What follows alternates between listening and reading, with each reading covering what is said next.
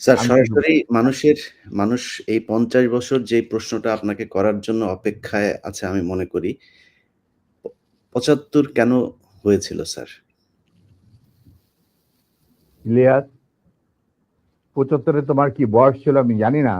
তবে আমার জন্ম হয় নাই স্যার। হ্যাঁ, তবে ৭৫ যে মুজিব মুজিব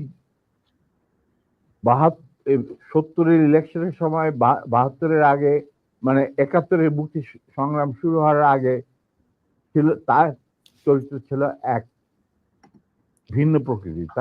তিনি বাঙালি জাতীয়তাবাদের সংগ্রামে যথেষ্ট অবদান রেখেছেন। কিন্তু স্বাধীনতা যখন পাকিস্তান আর্মি ২৫-২৬ রাতে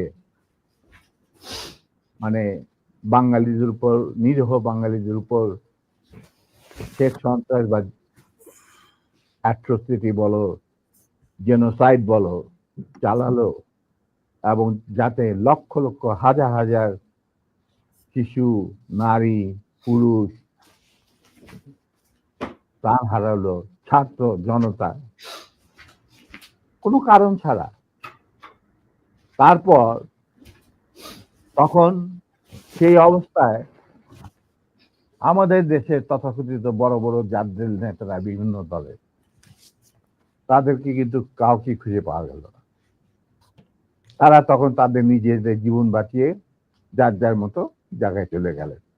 মুজিব স্বয়ং পাকিস্তান আর্মির কাছে ধরা দিলেন এবং তাদের সাথে একটা বন্দোবস্ত করে তার পরিবারের ভরণ পোষণের দায়িত্ব আর্মির হাতে তুলে দিয়ে তিনি পাকিস্তানে পাড়ি জমালেন ডাক্তার কামাল হোসেনকে সঙ্গে, যিনি ছিল major via media between Mujib and the army junta. তখন সেই দিশাহারা মানুষ বুঝতে পারছিল না বাংলাদেশে যে তারা কি করবে, তারা কোথায় যাবে, কিভাবে নিজের প্রাণ বাঁচাবে। সেই সময় চিটাগাঙ্গে থেকে ভেসে আসলো মেজর জিয়ার স্বাধীনতার ডাক।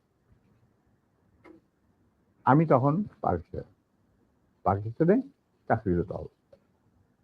সেই ডাকে দেশের লোক একটা আলোর রশ্মি দেখলো যে হ্যাঁ, আমাদেরকে যুদ্ধের, আমাদেরকে এইভাবে মরণের হাত থেকে বাঁচার জন্য আমাদেরকে যুদ্ধ করতে হবে। Simple is that. আর সমস্ত দেশে সর্বপরিসরে লোক বিদ্রোহ, সেই মুক্তিযুদ্ধ সংগ্রামে ডাকে সাড়া দিয়ে মুক্তিযুদ্ধ গড়ে তুলবে।